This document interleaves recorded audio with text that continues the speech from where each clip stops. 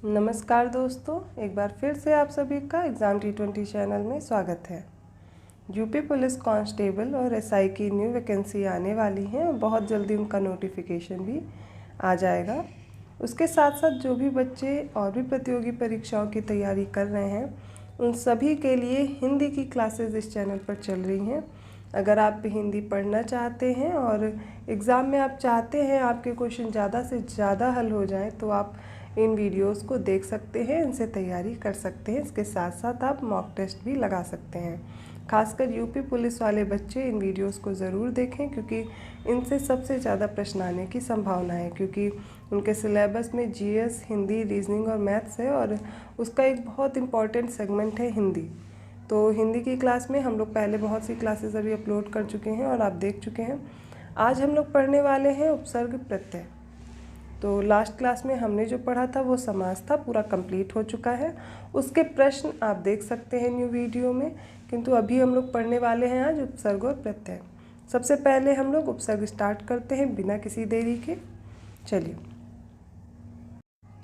सबसे पहले समझते हैं उपसर्ग या प्रत्यय है क्या। किसी भी मूल शब्द के पहले या बाद में किसी शब्दांश को जोड़कर नए शब्दों का निर्माण किया जा सकता है। ये शब्दांश भाषा में स्वतंत्र रूप से प्रयुक्त नहीं होते, इसलिए इन्हें शब्दांश कहा जाता है। पूर्व भाग में लगने वाले शब्दांश उपसर्ग तथा बाद में लगने वाले शब्दांश प्रत्यय कहलाते हैं। अर्थात जो पहले लगेंगे किसी शब्द के वो उपसर्ग होंगे और जो बाद में लगेंगे वो क्या हो जाते हैं, प्रत्यय। अब उपसर्ग को और अच्छे से जानते हैं। उपसर्ग दो शब्दों उप और सर्ग इनके योग से निर्मित हुआ है। उप का अर्थ होता है समीप, निकट या फिर पास में। उप का अर्थ क्या होगा, समीप, निकट या फिर पास। जबकि सर्ग का अर्थ होता है सृष्टि करना। ऐसे शब्दांश जो शब्दों के प्रारंभ आदि में जुड़कर उनके अर्थ में कुछ विशेषता लाते हैं या नए शब्द का निर्माण करते हैं उन्हें क्या बोलते हैं, उपसर्ग। इंग्लिश में उन्हें प्रीफिक्सेस बोलते हैं, ठीक है। जैसे हार के पहले अगर उपसर्ग लगाया जाए तो नया शब्द क्या बन जाएगा, प्रहार, और इसका अर्थ भी अलग हो जाएगा और उसका अर्थ क्या होगा, मारना। उपसर्ग को आदि प्रत्यय भी कहा जाता है क्योंकि इसका प्रयोग शब्द के आदि अर्थात प्रारंभ में किया जाता है, इसलिए इसे आदि प्रत्यय भी कहा जाता है। तो आप प्रत्यय शब्द देख करके बिल्कुल भी कंफ्यूज नहीं होंगे। उसमें अगर आदि लगा हुआ है तो वो किसकी बात की जा रही है, उपसर्ग की ही बात की जा रही है। तो अभी हम लोग उपसर्ग आगे देखते हैं। हिंदी भाषा में प्रयुक्त होने वाले उपसर्ग निम्न भागों में विभक्त किए जा सकते हैं। अब हिंदी भाषा में प्रयुक्त होने वाले उपसर्ग कौन कौन से हैं। सबसे पहले संस्कृत के उपसर्ग जिन्हें तत्सम कहते हैं और ये कुल 22 हैं। हिंदी के उपसर्ग जो कि तद्भव कहलाते हैं, कुल कितने हैं, ये 10 हैं। तीसरे हैं आगत उपसर्ग जो कि उर्दू, अरबी, फारसी, अंग्रेजी इन सब शब्दों में से आते हैं, उनको पढ़ेंगे। एक एक करके हम इन तीनों उपसर्ग को देखने वाले हैं। सबसे पहले देखते हैं संस्कृत के उपसर्ग जो कि तत्सम में आते हैं।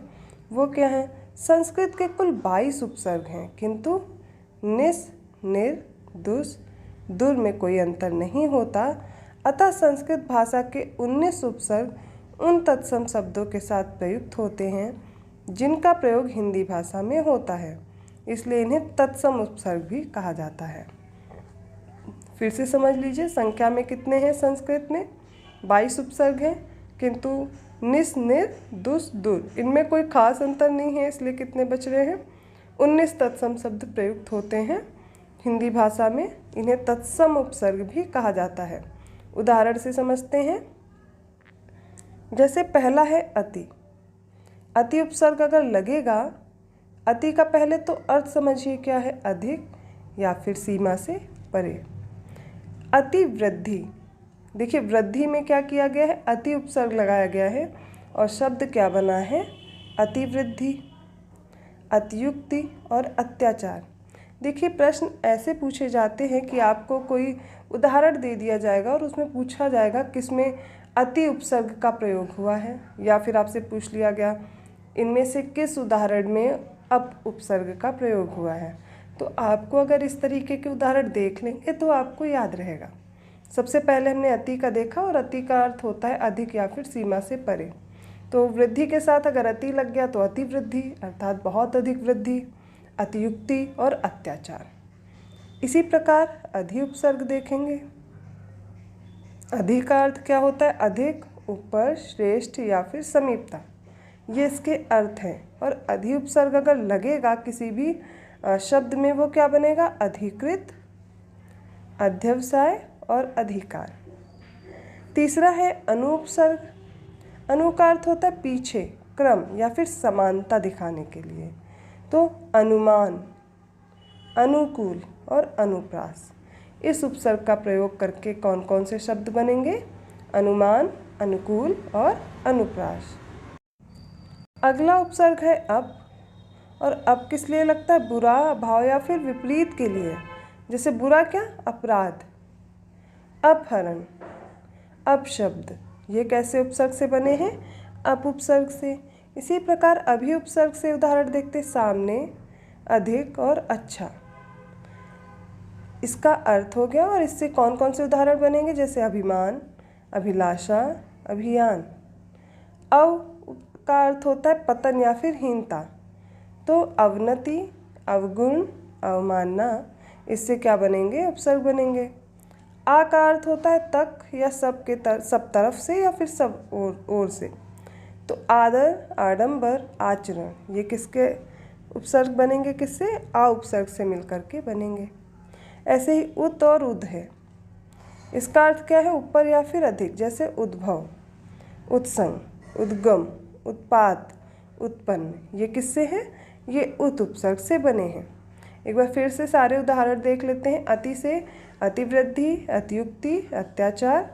इसी प्रकार अधि उपसर्ग से अधिक, ऊपर, श्रेष्ठ, समीपता इसका अर्थ है। और इससे क्या बनेंगे? अधिकृत, अध्यवसाय और अधिकार। अनु से अनुपसर्ग से अनुमान, अनुकूल, अनुप्रास। अप उपसर्ग से अपराध, अपहरण, अपशब्द। अभि उपसर्ग लगाने पर अभिमान, अभिलाषा, अभियान। अव उपसर्ग लगेगा तो अवनति, अवगुण, अवमानना। आ से आदर, आडंबर, आचरण। उत और उत से उद्भव, उत्संग, उद्गम और उत्पात, उत्पन्न। यदि उप उपसर्ग लगेगा तो कौन से उदाहरण बनेंगे? जैसे उप का अर्थ होता है समीप, सहायक या फिर छोटा। तो इससे बनेंगे जो शब्द उपयुक्त, उपहार, उपद्रव, उपसंपादक। कौन कौन से? उपयुक्त, उपहार, उपद्रव और उपसंपादक। इसी प्रकार है दु। दु किस लिए यूज़ हो रहा है? दुर और दुस दोनों में, अभी हम लोगों ने पढ़ा। और इसका अर्थ क्या होता है? बुरा, दुष्ट, कठिन। इससे कौन से शब्द बनेंगे? दुर्गम, दुष्कर, दुर्लंघ, दुर्लभ और दुर्जन। नी, यदि नी उपसर्ग लगेगा तो उसका अर्थ होता है बहुत नीचे या फिर अलावा। तो उससे बनेगा निवास, निवेदन, निकट, निबंध और निदान। नी भी किस लिए यूज़ हो रहा है? निस और निर के लिए। इसका अर्थ है बिना, बाहर या फिर किसी निषेध शब्द के लिए प्रयोग होगा। जैसे निर्देश, निराकरण, निर्जीव, निर्मम, निशब्द, ये सब किसके लिए बनेंगे? नी उपसर्ग का प्रयोग करके, निष्काम। आगे देखते हैं। जैसे परा। परा का अर्थ है विपरीत या फिर अनादर। पराधीन, पराकाष्ठा, परार्थ, परामर्श और पराविद्या। परि उपसर्ग का प्रयोग होता है चारों ओर और आसपास के लिए। जैसे परिचय, परिणाम, परिसर और परित्याग। इसी प्रकार है प्र उपसर्ग। ये किस लिए लगता है? जब अधिक, ऊपर, आगे या फिर गति ऐसे शब्द को जोड़ना हो। तो प्रणाम, प्रख्यात, प्रगति, प्रवेग और प्रयोग, इनमें किसका प्रयोग हुआ है? प्र उपसर्ग का। अगला उपसर्ग है प्रति। और प्रति का अर्थ होता है विपरीत, समान, प्रत्येक या फिर परिवर्तन के लिए। जैसे प्रतिकूल, प्रतिमूर्ति, प्रतिदिन, प्रतिहिंसा। वि उपसर्ग देखिए, विशेष, रहित, विपरीत या भिन्न के लिए। तो यहाँ पर इसके उदाहरण विहार, विरह, विपक्ष, वियोग, विदेश, विवाद और विमर्श। अगला है सम। सम का अर्थ होता है संयोग या पूर्णता, और सम लगेगा तो कौन कौन से बनेंगे शब्द? संतोष, संचय, संभाषण, संदेश। ऐसे ही सुपसर्ग लगता है अच्छा या फिर सरल शब्द के लिए, जैसे स्वागत, सुवासित, सुअवसर और सुकवि।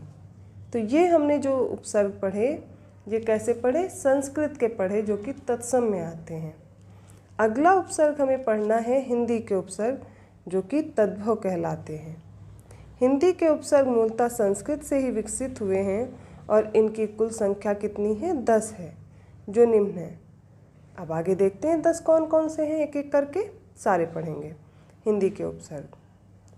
पहला उपसर्ग है आ या फिर अन। इसका अर्थ होता है निषेध या किसी अभाव के लिए। उदाहरण क्या क्या बनेंगे? अपढ़, अलग, अनाम, अजान, अथाह, अनपढ़, अनमोल, अनगढ़ और अनिच्छा। तो याद रखिए, आ या फिर अन उपसर्ग लगने से अपढ़, अलग, अनाम, अजान, अथाह, अनपढ़, अनमोल, अनगढ़, अनिच्छा जैसे शब्द बनते हैं।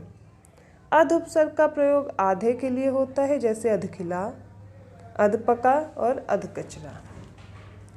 इसी प्रकार उन उपसर्ग है और उसका अर्थ है एक कम, जैसे 49, 69 और 39।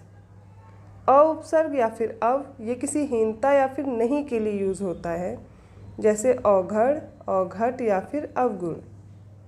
का या फिर कु, ये बुरा जब अर्थ प्रकट करना हो तब लगाते हैं, और इससे जो उपसर्ग के यूज़ करने से जो शब्द बन रहे हैं वो देखिए, कुपात्र, कुलेख, कुपूत और कुचाल।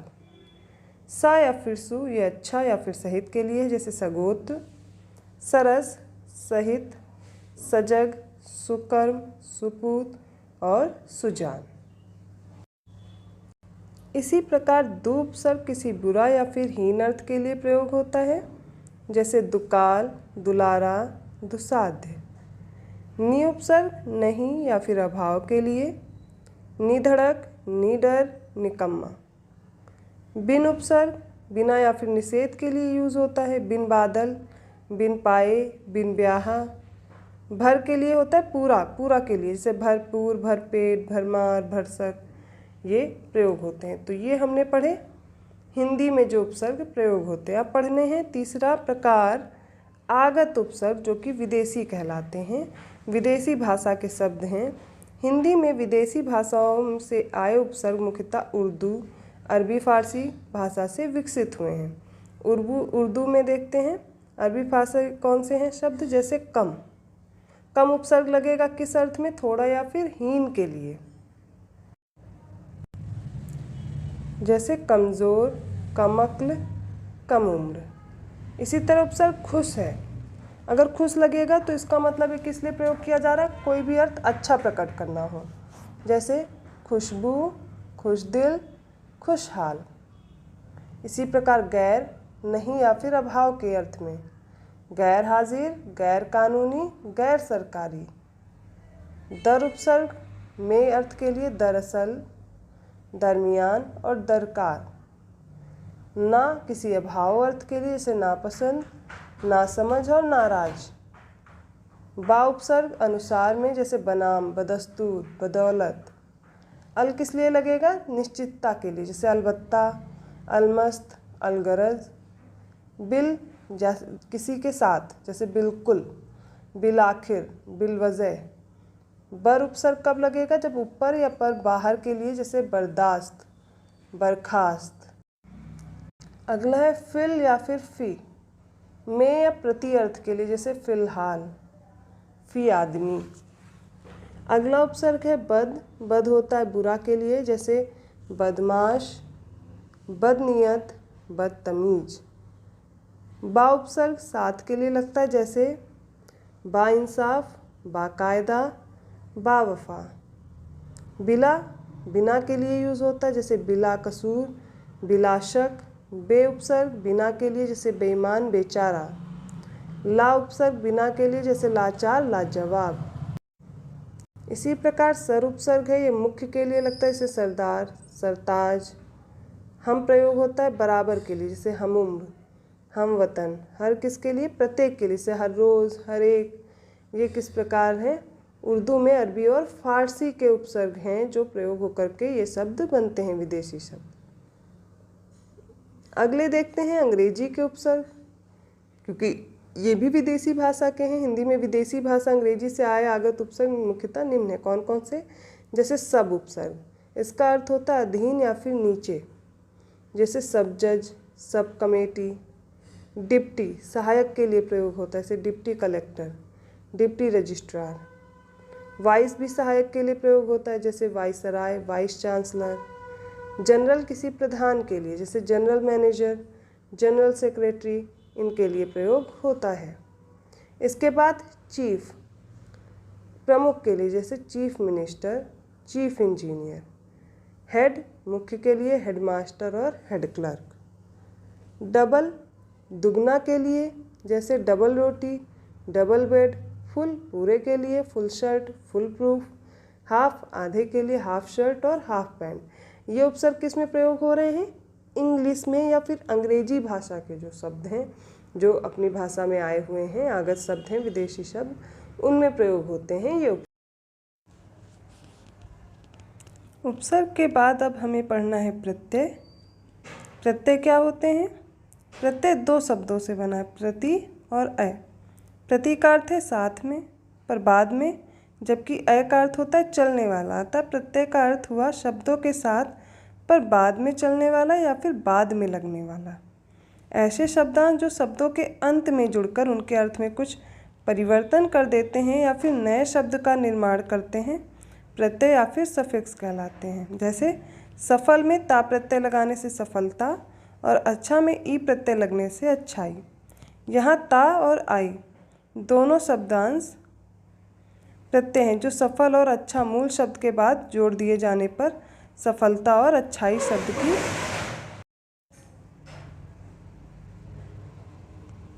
यहाँ ता और आई दोनों शब्दांश प्रत्यय हैं और जो सफल और अच्छा मूल शब्द के बाद जोड़ दिए जाने पर सफलता और अच्छाई, यहाँ पर जो आई प्रत्यय लगा हुआ है, इसकी रचना करते हैं। अब प्रत्यय के भेद देखते हैं। प्रत्यय के दो भेद होते हैं, एक कृत प्रत्यय और दूसरा होता है तद्धित प्रत्यय। कृत प्रत्यय सबसे पहले देखते हैं। वे प्रत्यय जो क्रिया या धातु के अंत में प्रयुक्त होते हैं कृत प्रत्यय कहलाते हैं। कृत प्रत्यय से बने शब्द कृदंत शब्द कहलाते हैं। जैसे पढ़ना क्रियापद है और इसके बाद प्लस कर दो, इसमें जोड़ दो वाला, तो कृत प्रत्यय लग जाएगा, जैसे पढ़ने वाला, इसको कृदंत शब्द कहते हैं। कृदंत या कृत प्रत्यय 5 प्रकार के होते हैं। अब ये 5 प्रकार देखिए, जैसे कृतवाचक, कर्मवाचक कृदंत, करणवाचक कृदंत, भाववाचक कृदंत और क्रियावाचक कृदंत। हिंदी एवं संस्कृत के कृत प्रत्ययों का हिंदी भाषा में महत्वपूर्ण स्थान है। हिंदी के लगभग सभी कृत प्रत्यय संस्कृत के कृत प्रत्ययों से ही विकसित हुए हैं। हिंदी एवं संस्कृत में महत्वपूर्ण कृत प्रत्यय निम्नलिखित हैं। हिंदी के कृत प्रत्यय देखते हैं। जैसे प्रत्यय लगाना है आ, मूल क्रिया है लूट और खेल, तो क्या हो जाएगा लूट और खेल, मतलब ये आधा है। अक लगेगा तो लेख और पाठ के साथ जैसे लगाए, मूल क्रिया है लेख, तो क्या हो जाएगा लेखक, गायक या फिर पाठक। जैसे अंत लग जाए लड़ या फिर पिट के साथ, तो क्या हो जाएगा लड़ंत या फिर पिटंत। इसी तरह अन प्रत्यय लगेगा जल या फिर ले के साथ, तो जलन या फिर लेन। पढ़ मूल क्रिया है, दे मूल क्रिया है, इसके साथ अगर अना लगा देंगे तो पढ़ना और देना। इसी तरह मैला और बैठा में देखेंगे आ प्रत्यय लगा हुआ है, मूल क्रिया क्या है मेल और बैठ। इसी प्रकार खेल में आई लगेगा तो खेलाई, लिख में आई लगेगा प्रत्यय तो लिखाई। इसी प्रकार टिक में आऊ लगेगा तो टिकाऊ, खा में ऊ प्रत्यय जोड़ेंगे तो खाऊ। और भी उदाहरण है इसके, जैसे आन लगेगा उठ या फिर मिल क्रिया धातु के साथ, तो उठान और मिलान बनेगा। घुम के साथ आवा प्रत्यय लगाइए, बनेगा घुमाओ। जम के साथ जमाओ। छल के साथ आवा प्रत्यय लगेगा तो छलावा। और बहकावा में क्या है, आवा प्रत्यय है, बहक क्या है, मूल क्रिया है। इसी प्रकार आवना एक प्रत्यय है, सु के साथ सुहावना बनेगा, डर के साथ डरावना। आक, आका और आकू, जैसे कि तैर के साथ तैराक, लड़ा के साथ लड़ाका, पढ़ के साथ पढ़ाकू। आप जैसे मिलाप, आपा लगाएंगे पुज के साथ तो पुजापा। आहट प्रत्यय, जैसे घबर के साथ घबराहट, झंझन के साथ झंझनाहट। आस लगेगा पी आस, प्यास बन जाएगा मीठा के साथ मिठास। ओढ़, जैसे भाग के साथ भगोड़ा, ओढ़ा लगा हंस के साथ हंसोड़। और भी उदाहरण देखते चलिए, जैसे औता, समझ के साथ लगेगा समझौता। चुनौती में औती प्रत्यय लगा हुआ है। इसी प्रकार खेल में खिलौना, औना प्रत्यय। मिच के साथ औनी प्रत्यय लगाए, मिचौनी। डर के साथ थावनी, डरावनी। या प्रत्यय लगाइए छल और घट के साथ तो छलिया और घटिया। ई प्रत्यय घुड़क के साथ घुड़की, लग के साथ लगी। उ प्रत्यय मार, मारू बन जाएगा, काट का काटू। एरा प्रत्यय लुटेरा और बसेरा। अय्या जैसे हंसैया, बचैया। ऐत प्रत्यय लड़ के साथ लड़ैत और बिगड़ैत। का प्रत्यय छील का और फूल, फूल का। ना प्रत्यय लगेगा ओढ़ना और पढ़ना, खाना। नी प्रत्यय चटनी, छलनी, कहानी। वाला में जैसे जाने वाला, सोने वाला, ये सारे प्रत्यय लगेंगे। संस्कृत के कृत प्रत्यय देखते हैं अब। जैसे पहला उदाहरण है कित्न, ती। दृश्य के साथ दृष्टि, क्रिय के साथ कृति। तव्य, गंतव्य, और रच के साथ रक्षितव्य। और पठ के साथ जैसे पठित और दत्त लगा हुआ है तो प्रत्यय लगेगा तब। अगला है अनी, जैसे कथ के साथ कथनी, रक्ष के साथ रक्षणी। यत या फिर या, जैसे कि लब के साथ लभ्य बनेगा, गम के साथ गम्य। दात्र, त्र प्रत्यय, कृ के साथ कृत्र प्रत्यय, मतलब त्रिप्रत्यय लग के कृत्र बन जाएगा। अक लगाएंगे तो पाठ के साथ पाठक बनेगा, लेख के साथ लेखक बनेगा। और धे जो लगेगा वो जैसे ध्री या भ्री है तो धर और भर हो जाएगा। ये प्रत्यय संस्कृत में लगते हैं। तो कृत प्रत्यय पढ़ने के बाद अब हमें पढ़ना है तद्धित प्रत्यय। दो प्रकार के हमने पढ़े। तद्धित प्रत्यय वे प्रत्यय जो क्रिया या धातु को छोड़कर अन्य शब्दों जैसे संज्ञा, सर्वनाम, विशेषण या अव्यय में जुड़ते हैं तब तद्धित प्रत्यय, किंतु क्रिया के साथ जुड़ेंगे तो कृत प्रत्यय। तद्धित प्रत्यय से बने शब्द तद्धितांत कहलाते हैं, जैसे वो कृतांत कहलाते थे। जैसे नील और इमा मिलकर के नीलिमा बना। इमा तद्धित प्रत्यय है तथा नीलिमा तद्धितांत शब्द है। हिंदी के लगभग सभी तद्धित प्रत्यय संस्कृत के तद्धित प्रत्ययों से ही विकसित हुए हैं। और तद्धित प्रत्यय के 9 भेद, जैसे कर्तृवाचक, भाववाचक, संबंधवाचक, गणनावाचक, गुणवाचक, स्थानवाचक, सादृश्यवाचक, ऊनवाचक और स्त्रीवाचक। इस प्रकार के कितने हैं तद्धित प्रत्यय हैं, 9 भेद। अब हिंदी में तद्धित प्रत्यय सबसे पहले देखते हैं। जैसे आ प्रत्यय लगेगा तो भूख के साथ भूखा और प्यास के साथ प्यासा बनेगा। आई प्रत्यय लगा देंगे विदा के साथ तो बन जाएगा विदाई। ठाकुर के साथ ठाकुराई। आलू लगाइए दया के साथ दयालु और श्रद्धा से बनेगा श्रद्धालु। आन प्रत्यय ऊंचा ऊंचान बनेगा, नीचा से नीचान। आना तेलंगाना, ऐसे बघेल बघेलाना। आर लगेगा कुंभ के साथ कुम्हार बन जाएगा, सोना के साथ प्रत्यय लगाएंगे आर तो सुनार बन जाएगा। इसी प्रकार आरी तो हत्या के साथ लगाइए और घसियारा घास के साथ घसियारा बनाया है, हत्यारा बनाया है, आरा और आरी प्रत्यय लगा करके। आल लगेगा तो जैसे ससुर है ससुराल, आला दयाला। आवट लगेगा नीम के साथ तो निमावट और अमावट। अगला उदाहरण है आस प्रत्यय का। जैसे मीठा के साथ मिठास, खट्टा के साथ खटास। आहट प्रत्यय लगाएंगे, चिकना चिकनाहट बन जाएगा कड़वाहट। इसी प्रकार दुखिया में इया प्रत्यय है और भोजपुरिया में भी इया प्रत्यय। लालिमा, महिमा, अरुणिमा, इनमें कौन सा प्रत्यय है? इमा प्रत्यय। इक प्रत्यय लगेगा तो शरीर से शारीरिक बनेगा, धर्म से धार्मिक, नैतिक। इसी प्रकार इत प्रत्यय लगा हुआ है पुष्पित, आनंदित और क्रोधित में। खेत और सुस्त में बनाएंगे ई प्रत्यय लगाकर खेती और सुस्ती। रंगीला में ईला है और जहरीला में भी ईला प्रत्यय है। जिस प्रकार दयालु में ऊ प्रत्यय है, कृपालु में भी ऊ प्रत्यय है और शंकालु में भी ऊ प्रत्यय लगा हुआ, क्योंकि मूल रूप से दया और कृपा शब्द हैं। इसी प्रकार और उदाहरण देखिए, जैसे गंवार में ऊ प्रत्यय लगाया तो गंवारू, बाजार में लगाया तो बाजारू। एरा प्रत्यय लगेगा मामा में ममेरा, चाचा में चचेरा बनेगा। एड़ी लगाइए, जैसे भंगेड़ी और गंजेड़ी में एड़ी प्रत्यय है। कठौती और मनौती में औती प्रत्यय, विसैला और कसैला में एला प्रत्यय। इसी प्रकार सपोला और खटोला में ओला प्रत्यय है। ढोलक और बालक में का प्रत्यय है। झगड़ैल और तौंदैल में ऐल प्रत्यय। संगत रंगत में ता प्रत्यय। मनुष्यत्व और पशुत्व में त्वा प्रत्यय लगा हुआ है। पुत्रवत मातृवत वत प्रत्यय लगाया गया है। मैलापन और लड़कपन में पन प्रत्यय है। बहनापा बुढ़ापा में पा प्रत्यय। याद रखिए, मान प्रत्यय लगाकर बुद्धि से बुद्धिमान और शक्ति से शक्तिमान बना है। और लकड़ी और पानी में अगर हारा प्रत्यय लगाएंगे तो लकड़हारा और पनिहारा बनेगा। सा प्रत्यय से बना हुआ है उमस और तमस। सा प्रत्यय से पीला सा और नीला सा। मधुरता और मनुष्यता में ता प्रत्यय। भतीजा और भांजा में जा प्रत्यय। एकहरा और तिहरा में हरा प्रत्यय। पाँचवा नौवां सातवां सब में वा प्रत्यय लगाया गया है। टोपी वाला धन वाला, इसमें वाला प्रत्यय है। गुणवान धनवान रूपवान, इसमें वान प्रत्यय। पहला और नहला ला प्रत्यय लगाया गया। रोंगटा कलूटा चोटा, इन सब में टा प्रत्यय है। टी प्रत्यय लगाकर, जैसे चोट से चोटी, लंगोट से लंगोटी, कलोटी, ये सब क्या है, टी प्रत्यय से बने हुए शब्द। अब देखते हैं संस्कृत के तद्धित प्रत्यय कौन से हैं। जैसे आ लगेगा मृदु में तो बन जाएगा मार्दव और गुरु से गौरव। आयन प्रत्यय लगा तो तिलक से तिलकायन, वत से वत्सायन। इक प्रत्यय से मौखिक मात्रिक। पुष्पित और तुषित में इत प्रत्यय है।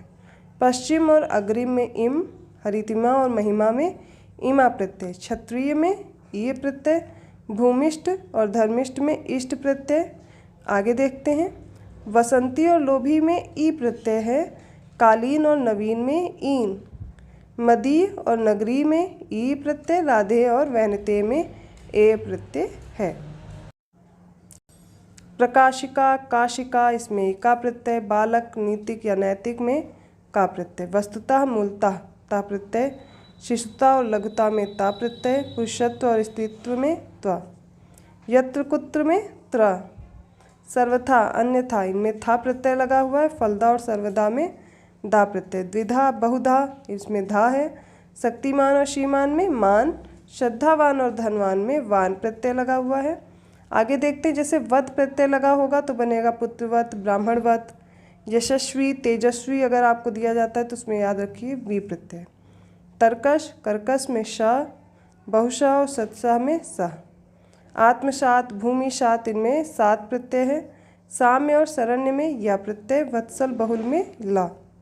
तपोमय और शांतिमय, इसमें मय प्रत्यय है। अब देखते हैं कृत प्रत्यय और तद्धित प्रत्यय में समानता और अंतर क्या होते हैं। कृत प्रत्यय एवं तद्धित प्रत्यय में मुख्य समानता यह है कि दोनों प्रकार के प्रत्ययों से निर्मित होने वाले शब्द संज्ञा या विशेषण होते हैं।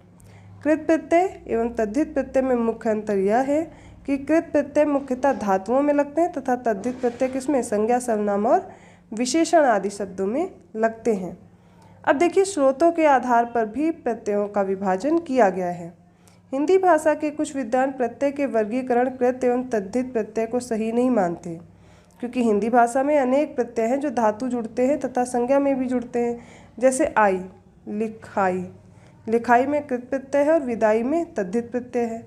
इसी प्रकार आहट में देखेंगे, घबराहट में कृत प्रत्यय है और चिकनाहट में तद्धित प्रत्यय है। इसलिए हिंदी भाषा के विद्वानों ने इतिहास या स्रोत के आधार पर प्रत्यय को क्या किया है, चार भाग में देशज, विदेशज, तत्सम और तद्भव प्रत्यय में बांटा है। इनके उदाहरण देखते हैं। जैसे देशज प्रत्यय है सबसे पहले अक्कड़, अक्कड़ प्रत्यय लगेगा तो पियक्कड़, घुमक्कड़ जैसे शब्द बनेंगे। आवट लगा हुआ है, बनावट, दिखावट। इयल, मरियल, अड़ियल। अड़ प्रत्यय लगेगा तो अंधड़, बुक्खड़, आटा, फर्राटा, खराटा। मूल शब्द आप यहाँ से इनके देख सकते हैं।